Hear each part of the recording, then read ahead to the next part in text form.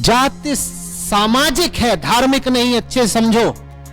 वेद दुनिया की सबसे पुरानी किताबें कहलाते हैं। 2 लाख साल 2 लाख साल। और ये बहुत पुरानी बात है, लाखों साल पहले वेद हैं, उनका ओरिजिन आज तक उस पर कोई क्लैरिटी नहीं है। विवस्वान सूर्य के प्रतापी पुत्र हुए हैं, जो प्रजापति के समान कांतिमान और महान ऋषि, वही वैवस्वत मनु के नाम से प्रसिद्ध हुए। अब महाप्रलय में सबका नाश होगा। तदनंतर सप्तऋषियों का चिंतन किया, सप्तऋषि पधारे, सुंदर सुंदर बीज एकत्रित किए, नौका तैयार की गई, भयंकर गर्जना करके सारे विश्व को डुबोने लगा। उस महासागर की प्रचंड वायु ने संपूर्ण पृथ्वी को जलमग्न कर दिया। न कोई स्त्री, न पुरुष, न वृक्ष, न लता, न जीव, न जंतु, सारा विश्व जलमय हो गया। 18 पुराणों में से 11 के अंदर इस घटना का जिक्र है जो मैं कह रहा हूँ। वेदों में कुछ बीज मिलते हैं, उसके शपथ ब्राह्मण के अंदर मौजूद है। वो घटना वैसी की वैसी कुरान शरीफ में मौजूद है, थोड़े से नामों का थोड़ा सा बयान का फर्क है। यही घटना जो है बाइबल के अंदर मौजूद है कि यहां जब पाप बहुत बढ़ गए धरती पर, तो फिर ईश्वर की तरफ से आदेश आया। यहाँ बहुत बड़े ऋषि थे मनु महाराज, और मैं एक बात और ये भी साथ में कह दूं कि मनु किसी का नाम नहीं था, एक उपाधि थी। ये 14 बड़ी बड़ी शख्सियतों को दिया गया था, 14 मनवंतर उनके नाम पे, 14 जमानों में 14 मनु हुए। मैं जिनकी बात कर रहा हूं वो सैलाब अजीम वाले मनु। उनके समय में ईश्वर ने कहा कि अब यहाँ एक बाढ़ आएगी, जल प्रलय आएगी, पानी की कयामत आएगी, सब डूब जाएंगे। उससे बचने के लिए तुम्हारे थोड़े से अनुयायी फॉलोअर्स हैं, उनके लिए तुम एक नाव बनाओ, एक कश्ती बनाओ, एक नौका बनाओ, और अपने जितने तुम्हारे अनुयायी हैं मानने वाले, उन्हें बिठा लेना उसके अंदर। अब जानवरों का भी एक एक जोड़ा रख लेना, बीज भी रख लेना, इसलिए कि सबका संहार होने जा रहा है। सारे पापी हो गए, सब डूब जाएंगे, सिर्फ तुम्हारे साथी बचेंगे। इस नौका पर बिठा लेना। फिर वो जल प्रलय आई, पानी की कयामत, सबका संहार हो गया। जब वो खत्म हुई, कश्ती रुकी, मनु महाराज उस पर से उतरे, उनके साथ चंद लोग थे। कुरान ने कहा, गिनती नहीं बताई, कुरान ने कहा बहुत थोड़े से लोग थे। यहाँ की परंपरा में कहा जाता है, भारतीय परंपरा में कहा जाता है, वो 7 थे नर नारी, 7 मर्द औरतें थे बस। उन्हें सप्त ऋषि कहा जाता है। मनु महाराज थे और सप्त ऋषि थे, वो नौका से उतरे। उसके बाद फिर नस्ल इंसानी, दोबारा मानव जाति फिर शुरू हुई वहां से। हजरत नूह अलैहिस्सलाम, ये मनु महाराज की कथा है, महाजल प्लान वाले मनु की। मनु ऑफ द डेल्यूज और नोआ ऑफ द डेल्यूज ये बाइबल में है। अब समय फिर सृष्टि के रचने का आया। तब भगवान ने हिमालय की चोटी जब खुली हल्की सी, तब वहां ले गए और कहा कि अब नाव को इस चोटी पे बांधो और इंतजार करो, धीरे धीरे ये जल खत्म हो जाएगा। फिर तुम सृष्टि की नवीन रचना में ये बीज, सप्तऋषि और महाराज मनु, तुम संकल्प करो और फिर सृष्टि का विस्तार करो। वो शिखर आज भी प्रसिद्ध है, वो नौका बंधन के नाम से हिमालय में प्रसिद्ध है।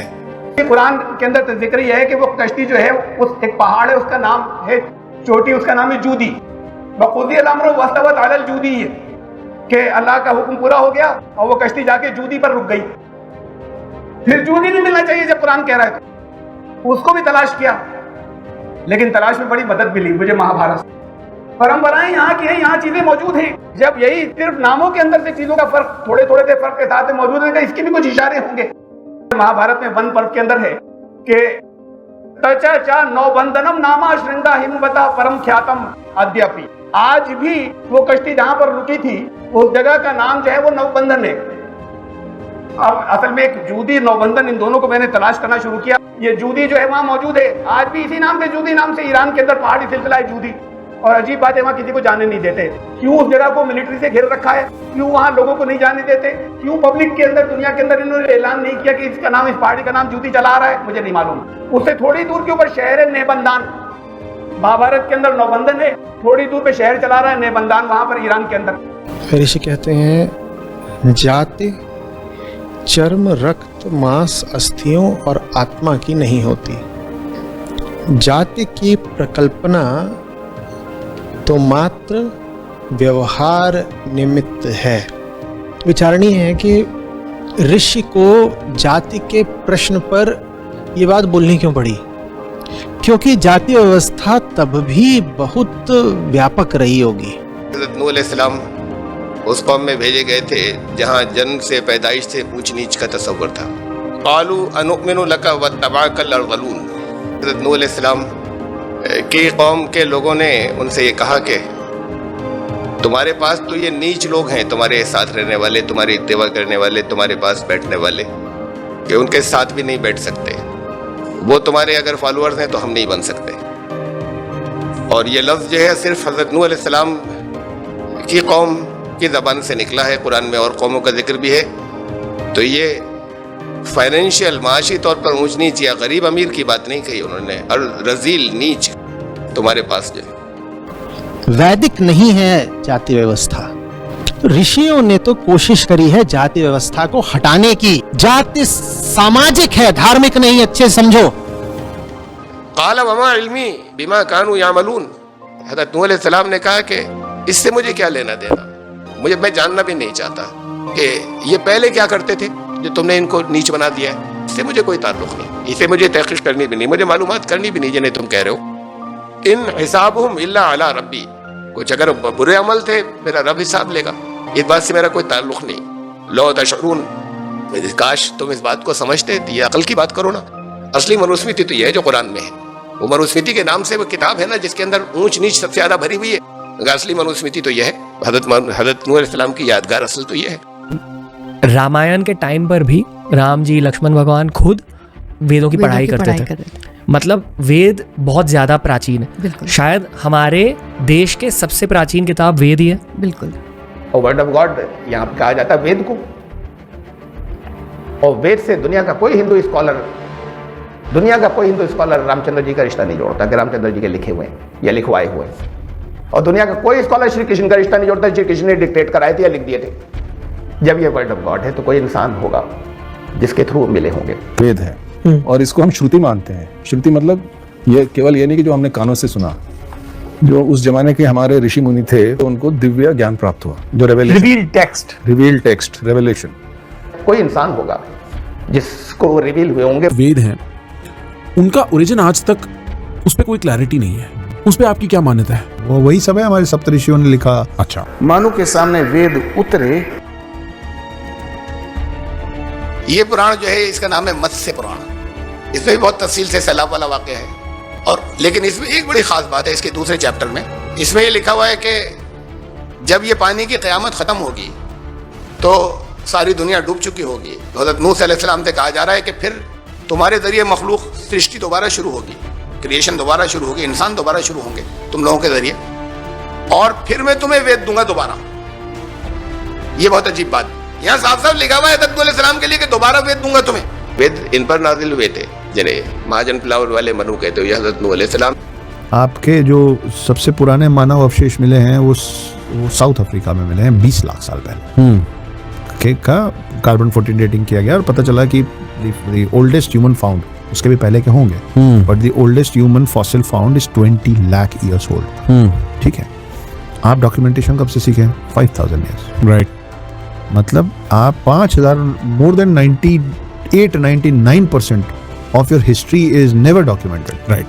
you don't know who you were, क्या चल रहा था। इसीलिए अभी जब फॉसिल्स मिल जाते हैं तो उसके बेसिस में हम गणना करते हैं कि कौन क्या कैसा था। तो हम पहले मौखिक तौर पे चलते थे, ओरल चलते थे। जब तक ओरल चलते थे तो एक जनरेशन दूसरे जनरेशन में बताता, सबको कंठस्थ रहता था। ऋग्वेद कब लिखा गया था? ऋग्वेद में एक मेमोरी जो अगस्त्य के जन्म की आई है, इन बिटवीन ऑफ दशरथन वॉर आई है कि उर्वशी से अगस्त्य और वशिष्ठ का जन्म हो रहा है। ये एज अ पूर्व पक्ष वो बता रहे हैं इसी सूक्त में, यानी कि ऋग्वेद के जिस सूक्त में इन दोनों का वर्णन आया है वहीं पे ये बताया जा रहा है। तो जो मैंने memory with the help of serious star, एक और स्टार है जिसको हम लुब्धक कहते हैं, उस स्टार के वर्णन के साथ में जब मैंने क्लब अप किया तो it goes around 220 years ago. So that old memory is, even I get that goosebumps, that old memory is preserved in Rig Veda. 2 lakh साल। 2 लाख साल। वलक़द अर्सलना नूहन इला क़ौमिही फ़लबिज़ फ़ीहिम अल्फ़ सनतिन इल्ला 50 आमा वअख़ज़हुम तूफ़ान वहुम ज़ालिमून। बेशक यकीनन हमने भेजा नूह को उसकी कौम की तरफ और वो उनके दरमियान 50 कम 1000 साल रहा। हज़रत नूह अलैहिस्सलाम की आमद उस दौर की बात है जब लोगों की उम्रें 1000 साल तक की होती थी, और ये बहुत पुरानी बात है। ये 6-7 हजार साल पहले की बात नहीं है। ये तारीख से पहले की बात है, प्री हिस्टोरिक, इतिहास से पहले की बात है। आइंदा जब कभी और तरक्की हो जाएगी और आइंदा जब कभी और पुराने इंसानी अवशेष मिलेंगे, रिमेन्स, और ज्यादा यकीनी तौर पर उनकी जिंदगी के हालात उनकी डेड बॉडीज से मालूम हो सकेंगे, तब कुछ अंदाजे हो सकेंगे कि हजरत आदम और हजरत नूह अलैहिस्सलाम का दौर कितना पुराना है, और तब कुछ अंदाजे हो सकेंगे कि वो दौर था जब उम्र इतनी हुआ करती थी, लाखों साल पहले। वेद सबसे पुराना स्क्रिप्चर है इस दुनिया का। ओके। वेद दुनिया की सबसे पुरानी किताबें कहलाते हैं। स्कॉलर्स कहते हैं, तकरीबन यूनानिमिटी है इस बात के ऊपर, एक मत है इसके ऊपर, इत्तेफाक राय है तकरीबन रिसर्च स्कॉलर्स के अंदर दुनिया के। फिर वेद का ताल्लुक हज़रत नूह अलैहिस्सलाम से, फिर कुरान से इसका वेरिफिकेशन एक मिलता है। कुरान ने कहा वइन्नहु लफ़ी ज़ुबुरुल अव्वलीन, यही कुरान तुम्हें ज़ुबुरुल अव्वलीन में मिलेगा। ज़ुबुरुल अव्वलीन का लिटरल तर्जुमा होता है अव्वलीन सहाइफ, अर्लीस्ट स्क्रिप्चर, सबसे पुरानी मजहबी किताबें। धर्म का ज्ञान वेदों से आता है, क्योंकि वेदों का मूल सत्य में है। इसलिए हमारे यहाँ कहते हैं अपौरुषेय है, ये भगवान के निश्वसित है। वेदों को अपौरुषेय कहा गया है। अब हमारे यहाँ तो आमतौर से रटाया ही जाता है ना, बचपन से रटाया जाता है जहाँ इस्लामी तालीम दी जाती है। अब वो सवाल जवाब के अंदाज में बचपन की किताबें हैं जो हमने भी पढ़ा था कि सवाल आसमानी किताबें कितनी हैं, जवाब आसमानी किताबें 4 हैं। कौन सी हैं? तौरात, ज़बूर, इंजील, कुरान। अब ये नाम सबको रटे हुए कि भाई इसके अलावा कोई आसमानी किताब है ही नहीं। अरे इसके अलावा आसमानी किताबें बहुत सी होंगी जिनके नाम शायद हम न जानते हो या बात को हम उन्हें जानते चले जाएं, लेकिन कम से कम एक नाम तो कुरान ने और लिया, सोहफ़ इब्राहिम, हज़रत इब्राहिम के सही है। तो इसे नहीं गिना जाता कि कुरान कह रहा है कि आसमानी किताबें कितनी, 5वां और जोड़िए ना, सोहफ़ इब्राहिम, हज़रत एक नाम कुरान ने और दिया, ऐसे एक नाम और दिया, ये छठा ज़ुबुरुल अव्वलीन। ज़ुबुरुल अव्वलीन का जब हम ट्रांसलेशन करते हैं तो वो होता है आदि ग्रंथ, संस्कृत में होता है आदि ग्रंथ, अव्वलीन सहाइफ। तो यही कुरान जो है ये आदि ग्रंथों में है, और ये आदि ग्रंथ ये लोग वेद को कहते हैं। यहाँ पर यही नाम लिया जाता है उसके लिए, आदि ग्रंथ। तो यूं समझ लीजिए कि जो वेद को जो कुछ यहाँ कहा जाता है वह अरबी जबान के अंदर कुरान ने अपनी आयत के अंदर रखा। करुणा के आधार पर होगा भारत विश्व गुरु, सतयुग की राह पर होगा भारत धर्म गुरु। Visit our channel towards Satyuga to watch more videos like this.